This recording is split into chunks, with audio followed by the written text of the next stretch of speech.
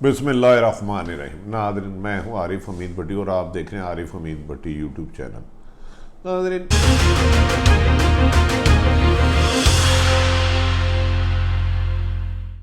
नाज़रीन हमने समझा था पाकिस्तान के हालात बेहतर होंगे, ठीक होंगे। मुख्तलिफ अदवार में मुख्तलिफ हुक्मरान आते रहे, लेकिन अवाम की हालत बदतर से बदतर होती रही।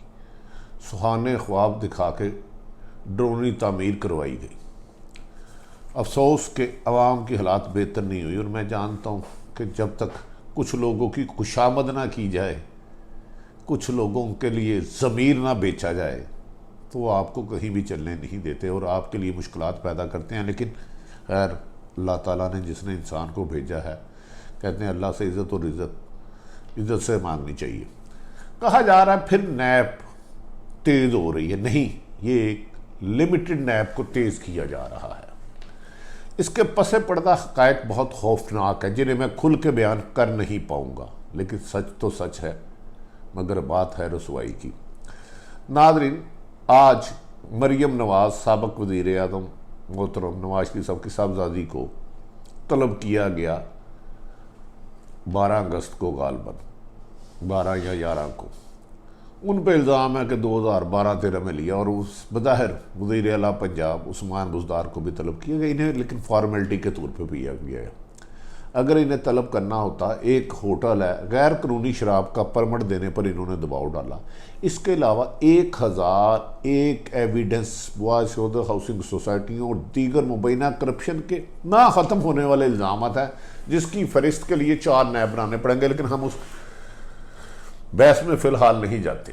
लाहौर में चंद हाउसिंग सोसाइटियों ने मिल के खरबों रुपए का चूना लगा दिया और मिनिमम अरबों रुपए का गैर कानूनी बाईलॉज पास कराए और एक और रावी अर्बन डेवलपमेंट अथॉरिटी बनाई जा रही है, जिसमें खरबों रुपए पहले ही हुक्मरानों ने इन्वेस्ट करने शुरू कर दिए और आपके और गरीबों के पैसे उन्होंने लेने शुरू कर दिए। नारी, ये जो आजकल इतला आ रही है कि नैब गैर जानबदारी से काम करेगा और किसी को भी नहीं छोड़ेगा, 2 और 3 महीने में फैसले होंगे, हक़ाइक़ इसके कुछ बरक्स हैं। इसमें मौजूदा हुक्मरानों को कुछ नहीं कहा जाएगा, 3-4 लोगों को बुलाया ज़रूर जाएगा, लेकिन टारगेट होगा नैब, बहाना होगा, मुस्लिम लीग नून और पीपल्स पार्टी निशाना होगा। मैं जानता हूँ ये बातें सख्त हैं और इसके कहने से इसकी व्यूवरशिप भी नहीं होगी। कुछ लोग NFC अवार्ड अपनी मर्जी से मनपसंद मंजूर करवाना चाहते हैं और उनकी ख्वाहिश है कि NFC अवार्ड हो ताकि वफाक के पास पैसे आए। सारे पैसे सूबों के पास चले जाते हैं, तो हम अपनी मनपसंद तरीके से जो लोन कर्जे वापस करने हैं उसमें काफ़ी हद तक सच भी हो सकता है और अपने अखराजात करें। अगर सूबों को सारे पैसे देते, हमारे पास नहीं रहते। इसके लिए 2 जमातें रुकावट डाल रही हैं। एक पाकिस्तान पीपल्स पार्टी, खसूसन बिलावल भुट्टो, और नून बज़ाहिर लुपे छुपे बाज़ लोगों से राब्ते भी कर रही है और तल्ले मिन्नत भी कर रही है। तरला प्रोग्राम चल रहा है कि हम NFC वार्ड पे भी राज़ी हो जाते हैं, लेकिन पीपल्स पार्टी नहीं मान रही। वो एड़ी चोटी का जोर लगा रही है कि 18वीं तरमीम और NFC वार्ड में कोई कंप्रोमाइज़ नहीं होगा। मेरी इतला के मुताबिक गालबन, जिसे 100% मैं नहीं कह रहा, आइंदा कुछ दिनों में नैब का दायरा, पकड़ दकड़ का दायरा, FPR का दायरा, FI का दायरा सिंध में ज़्यादा जाएगा। मुराद अली शाह साहब, बिलावल भुट्टो तक भी जा सकता है, ये मेरी इतलात है, लेकिन कन्फर्म नहीं, क्योंकि सरकारी ज़राए सच बोलने से अवॉइड करते हैं। और ना ही इमरान खान के किसी करीबी आदमी को पकड़ा जाएगा। 2-4 के नाम ज़रूर आएंगे, उन्हें नोटिस भेज कर तलब किया जाएगा, दबाव डाल के NFC का हदफ अपनी मर्जी से किया जाएगा। लेकिन मतलब तो ये हुआ, क्या नैब को इस मरतबा फिर करप्शन के ख़िलाफ़ नहीं, मनपसंद नताइज लेने के लिए इस्तेमाल किया जा रहा है? ये नवाज शरीफ ने सैफुर रहमान के ज़रिए भी काम किया। मोहतरम मुशर्रफ साहब ने भी ये काम किया काफलिक बनाने के लिए। हम कब तक इंतकाम की सियासत को फोकस रखेंगे? ये किस तरह मुमकिन है कि सिलेक्टेड इंसाफ नफरत को जन्म ना दे? आप पुराने दौर के निकाले जो भी करप्ट है, किसी एक को ना छोड़े, वो नून लीग का है, PTA का है, पीपल्स पार्टी का, मौलाना फजलुर रहमान, ना स्पेयर करें। लेकिन ये कैसे है कि आपकी नाक के नीचे अरबों रुपए की करप्शन, लैंड माफिया, ट्रांसफरों में पोस्टिंग लेने देन, उन सबको आप इग्नोर कर रहे हैं। इस तरह तो मुमकिन नहीं है। कोई एक आदमी अपना हद पूरा कर लेगा, और पाकिस्तान का सबसे बड़ा रियल स्टेट का टाइकून जिसने 38 अरब रुपए का लंदन में एक अहम बंदों से सौदेबाजी करके उन्हें रियल टाइकून को फायदा दिया गया था, कहा जा रहा है नैब इस दफा भी या सरकारी अदारे उनको नहीं छेड़ेंगे, नहीं छेड़ेंगे, नहीं छेड़ेंगे। यार खुदा का खौफ कर लो जो भी ताकत में है।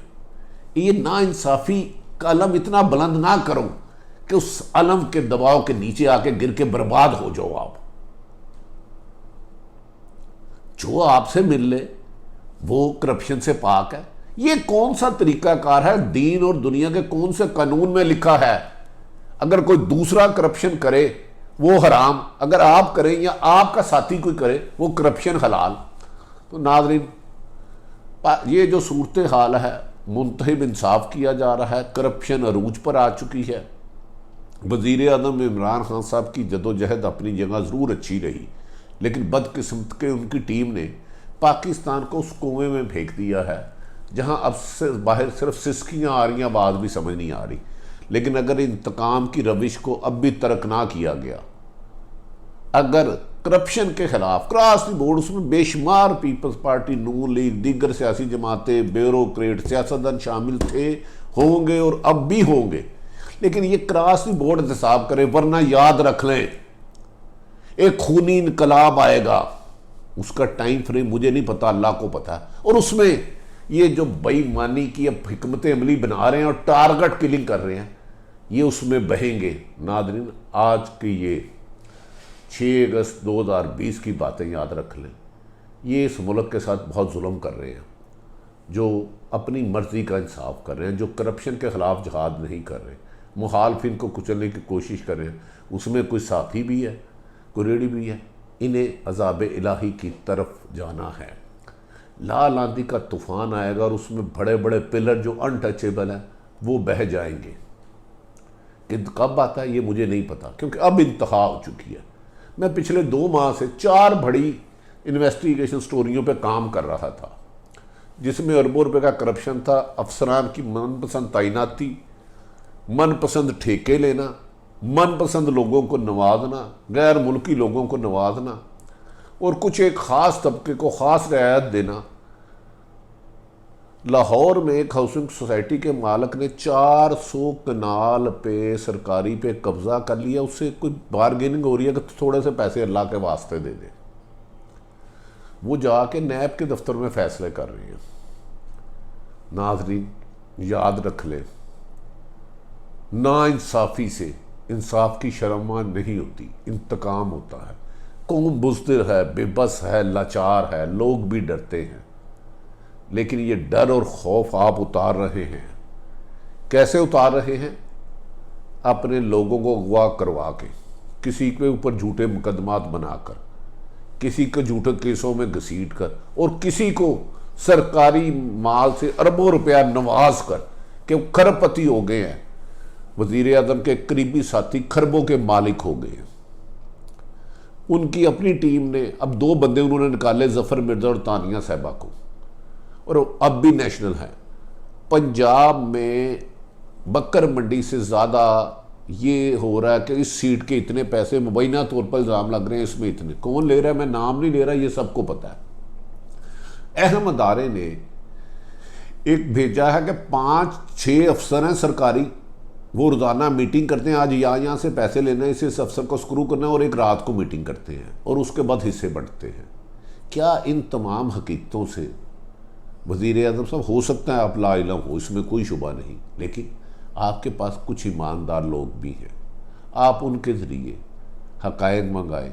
और अगर आप वाकई ही मुल्क को कामयाबी की तरफ ले जाना चाहते हैं, तरक्की की तरफ ले जाना चाहते हैं, खुशहाली की तरफ ले जाना चाहते हैं, अमन की तरफ ले जाना चाहते हैं, तो इसका एक ही हल है, दयानतदार और काबल अफसरान को बग़ैर किसी सिफारिश के तैनात किया जाए। दयानतदार और ईमानदार अफसरों को बग़ैर सिफारिश तैनात किया जाए, और अगर करप्शन की शिकायत किसी के भी खिलाफ आए, क्रॉस दी बोर्ड एहतसाब करके ना सिर्फ एहतसाब का सिलसिला किया जाए बल्कि उनको सजाएं दिलाई जाए। लेकिन इनकी इन्वेस्टिगेशन करने वाले अफसरों को ऑनेस्ट और कॉम्पिटेंट होना बहुत ज़रूरी है। इसके बगैर आपका ख्वाब भी अधूरा रहेगा और 20 करोड़ अवाम इंसाफ की उम्मीद तो तोड़ चुकी है, कहीं बदले की आग लेके सड़क पे ना आ जाए। अगर वो बदले की आग लेके आएगी तो किसी के महल नहीं बचेंगे, क्योंकि अल्लाह का हुक्म है, कुफर का निज़ाम चल सकता है, जुल्म का नहीं। लेकिन जुल्म की इंतहा होती जा रही है। जिस तरह के आजकल स्कैंडल आ रहे हैं, वज़ीर आज़म सेक्रेटरीट के कुछ मुबैना तौर पर लोग शामिल हैं, पंजाब में तो बेइंतहा है, सिंध का तो अल्लाह ही वारस है। पिछले दिनों बारिश हुई तो आपने देखा होगा कि सिंध के लोगों के साथ क्या हुआ। नाज़रीन, अगर ये चैनल पसंद आए, इसका पसंद आना मुश्किल है, इसे सब्सक्राइब करें। लेकिन मुझे किसी एक जमात की स्पोक्समैन बनने और किसी एक के खौफ खाने की बजाय अल्लाह को राज़ी करने की कोशिश करनी है और आप तक सच पहुँचाने की कोशिश करनी है। मैं नाम लेके भी बता सकता हूँ, लेकिन ये आजकल जालिम नोट्सों और जुल्म से हुकूमत चला रहे हैं, तो लिहाजा जुल्म का सूरज गुरूब होगा, तब ही खुशहाली का सूरज तलू होगा। नाज़रीन, अगर आरिफ हमीद भट्टी का यूट्यूब चैनल पसंद आए, इसे लाइक करें, इसे सब्सक्राइब करें। और बहुत से अनटचेबल जब तक टचेबल नहीं होंगे तो मुल्क बर्बादी की तरफ जाएगा। पाकि इर्द गिर्द रहने वालों की खुशियों का ख्याल रखें, उनकी बेहतरी के लिए इक़दाम करें। पाकिस्तान जिंदाबाद।